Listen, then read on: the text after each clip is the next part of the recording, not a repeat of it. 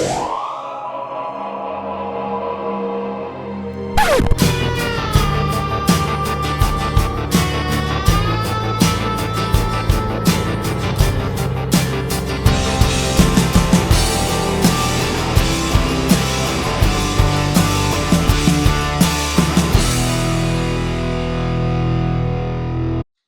there, welcome along to another Jennykins video, and we're here with some more recent acquisitions. Again, this is some Hornby stuff. Bought it in the big sale that's still going on. You can grab yourself some really good deals, and one of the things that did catch my eye is the Class 402, and this is the British Railways 2 HAL, to give it its slightly older name. It did later become the Class 402, and this is something that's quite similar to Hornby did the 2 Bill, I think it is, which I prefer to refer to as the Class 401, of which there is a surviving one in the National Railway Museum, but this is slightly different. It comes in this nice presentation box, for want of a better description, just as the Class 401 did, and it's, in a way, it's a bit of a funny thing to see ready to run, except that I suspect that when Hornby did the moulds for the Class 401, there was some very clever use of slides to allow this variant to be made at relatively little extra expense, which is how I suppose it's appeared. But it's nice to see some of this older slam door EMU stock turning up ready to run. As is my one, I've gone for the later BR Blue period livery that's available. I think they are out there in the British Rail green and also the Southern Railway green. I'm not sure how many of those are in the sale, possibly all of them. But anyway, on this nice presentation box, on the back, I'd like to show you this. We've got a picture showing a photo of the full unit assembled, but then we've also got, again, a brief history of the unit. And I like this because with a lot of other manufacturer stuff, you get it either on a little piece of paper or whatnot, but this allows you to, get a rough understanding of the period that the particular model was in, the real version of the particular model was in use. So there we have it. And on the box, again, we've got actually quite an enlarged picture on the front of this particular model in this livery.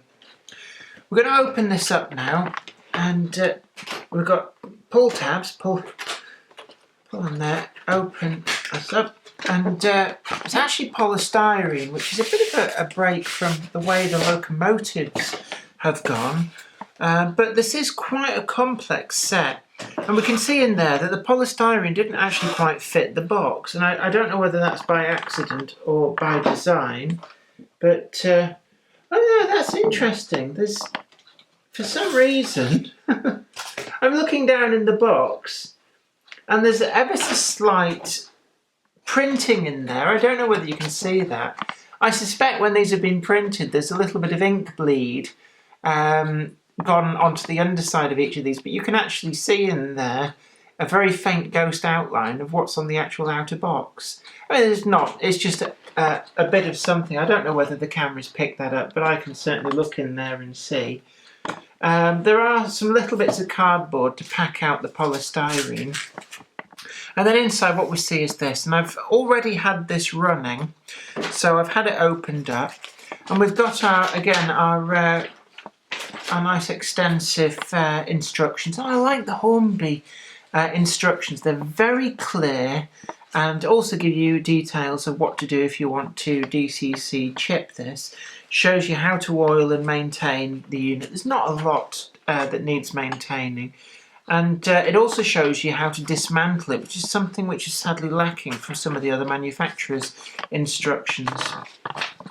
Especially so given that if you want to DCC fit these things, then you have to dismantle them. In here we've got a little separately supplied detail of the train reporting codes, I think these are, and these would be in the front blinds of the locomotive, but they're all supplied there, so you can add on to this model whatever codes you fancy, but that's quite fiddly, and I know when I tried to do that with a Helgen Class 33, I ended up stabbing myself with a small metal staple that I was trying to use to dismantle the thing, so I'm always very wary about doing them. Right, if I peel back the tissue paper there, we can see the model in here, and it's actually very tightly pushed in. But on the rear of this, if I turn it over, you can see we've got the release holes. So we're going to try and get this out. We're trying not to damage it. That's basically the objective of this. So we just pop it up enough that we can very gently get hold of it and lift it out. This, I can feel from the weight, is the powered part of it, and it's just fallen off there. But the packaging also has, quite thoughtfully, these little plastic inserts, and they fit over the air horn detail to stop them from getting damaged in transit. And it's a small detail, but well thought out, because quite often some of the really fine detail, I know it's happened to me with a Bachmann Class 4 diesel shunter. The air horns just get snapped off in the box trying to get it out, and that's no good to anybody. So I do quite like the thought that's gone into that. So we're going to put that there, and we're going to get out the other half of this unit.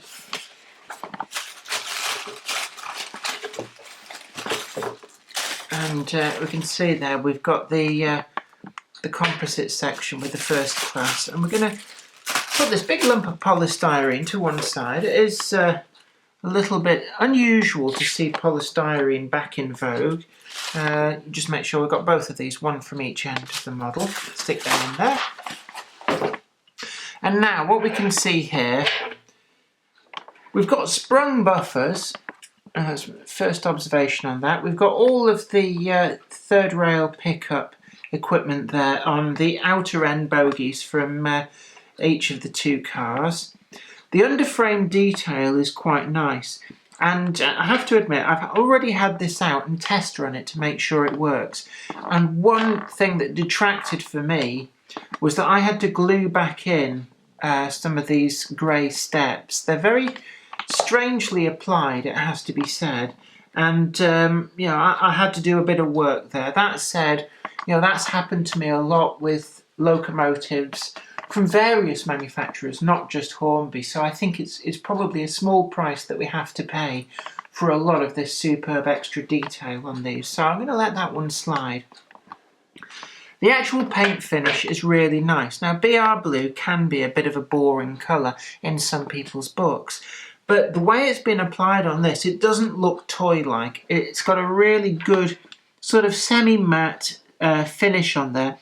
And the detail that has been applied, like the no smoking signs and the gold on the handles, it's all been very well and very crisply done. Now I'm just going to have a close look and see. No, they are separately. No, they're not separately applied. The handrails on the driver's cab do appear to be separately applied. But the actual coach handrails, they're actually part of the moulding. And this is something that I've said before, is that separately applied details just for the sake of it, to me, is a waste of money. Because it bumps up the cost of making this for the manufacturer, and it therefore bumps up the cost to the end consumer, i.e. me and you. And if it doesn't add anything to the model, I'm very much an advocate that it shouldn't be there bumping the price up. And this just shows how well moulded on detail can be made to work when it goes through the tampo printing process. So I'm really pleased to see that. The glazing is well done, and what we can actually see, I don't know how well it'll show up on the camera, is that the internal detail, the actual seating in there is really nicely done. And it's something that it strikes me that a model such as this, coupled with the very extensive details of how to dismantle it, is just ripe for a modeller to fit passengers in there, lots and lots of seated passengers, and you can really, you know, play about with this and do all sorts of unique customization in that way.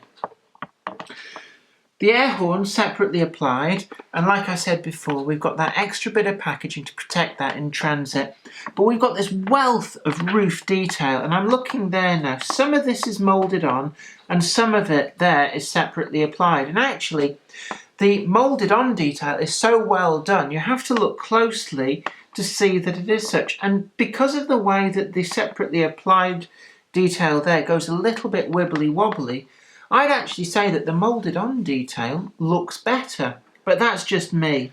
And I know that's almost heresy in some circles to suggest that. We've got separately applied running boards on the bogies. The bogies themselves, really well done. There's actually a lot of detail, and something that is not common with a lot of coaching stock is that the brake blocks do line up with the treads of the wheels, and that is nice. Now we've got this close coupling mechanism, which, if you remember from our review of the Hornby Mark I coach, they didn't have it, but this particular unit does. And they aren't corridor, so if you got into one of these coaches on the real thing, you could not walk through to the other. And I'm not even sure whether there's a lavatory in these. In fact, there's no corridor at all.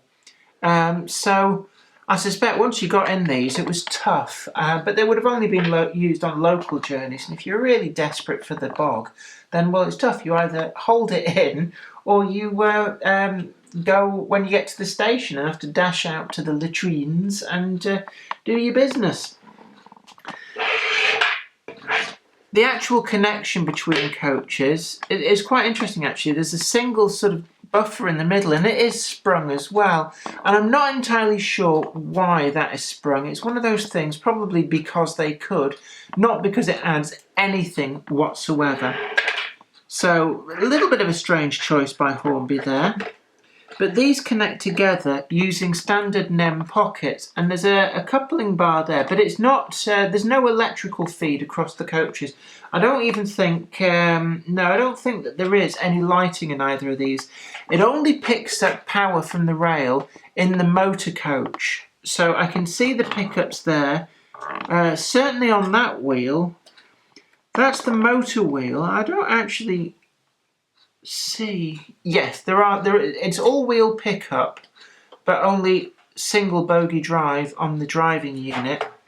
But there are no pickups as far as I can see. No pickups as far as I can see on the other part. And anyway, there is no through electrical conduction through the coupling. These couple together with a standard NEM pocket. I'm going to just see if I can push these together. Yeah, pretty easy to do that. And then you've got a fixed unit. Now, at the outer ends, we've got a NEM pocket. But what I've heard from people online, and indeed when I test ran this, by nature of my layout, I happen to have a train of coaches that I really couldn't be bothered moving. So I pushed a spare coupling into the NEM pocket and found that it's actually slightly lower than other rolling stock, so it's probably all right to connect it to another similar unit. And indeed, these quite often would run in multiple with either another class 402 or even the class 401. You can sort of mix and match, and I do have a class 401 in this livery, so it may well be that I will make them up into a 4-car unit in that way. But in terms of connecting them to other rolling stock, it's a little bit difficult, and I don't know why that is. There may be some limitations in the way that the bogies have been designed, but I don't necessarily feel that that's a bad thing, because in reality the real ones of these wouldn't really be coupled to other non-powered rolling stock, so it's not really a big issue for me. Overall, it's a very utilitarian model that has been rendered incredibly well by Hornby. And in the current sale, at the price I paid for this, which was about £60, it does offer very good value for money. When you compare with the Class 411 from Bachmann, that even though it's a 4-coach train, the new versions of those are pushing the £300 or so mark. It shows that you can still get some really good bargains out there despite the massive price rises. So overall, I would say it's probably a good solid 8 out of 10 there for this model. There are a couple of things that for me detract slightly. The loose fittings that I had to glue back on. I've said before, this is something that we've come to sort of accept, but it's still a bit of a pain in the neck when you have to do a bit of running repairs when you get these things out of the box. There is a lot of moulded on detail, but I don't see it detracting from the overall finish, so I won't subtract anything for that. It is a model which, it has to be said, that At full price, which is around the £120 mark, I would be less inclined to buy it. Unlike some of the other locomotives that I've had in this sale, where even at full price I believe that they still offer good value for money. This only offers value for money for me in the sale, so that's why I've scored it a little bit lower. But you know my scores, they're generous, they're made up on the spur of the moment. Who cares? It's just a toy. Oh, toot toot. And that's it, isn't it? It's just a toy, but it's a bloody good toy at that. Anyway, this is me, Jenny Kirk, saying you take very good care of yourself. Don't forget to like this video and share it too. And look back through the channel and you'll see all the other things that we've been doing. Anyway, you take very good care of yourself. And this is me, Jenny Kirk, saying bye for now.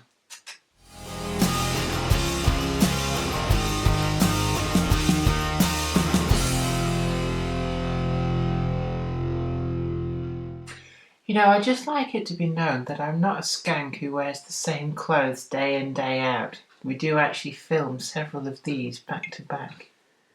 Honest. My name is Deza. I plow the space lanes, picking up debris and salvaging derelicts. It's a dangerous job, but the pay is good. At least I used to think so, before my ship came across our last derelict. We thought it was the payday of a lifetime. We were wrong. Nobody should have to go through what I did on that derelict. I barely made it out. Now they want me to go back.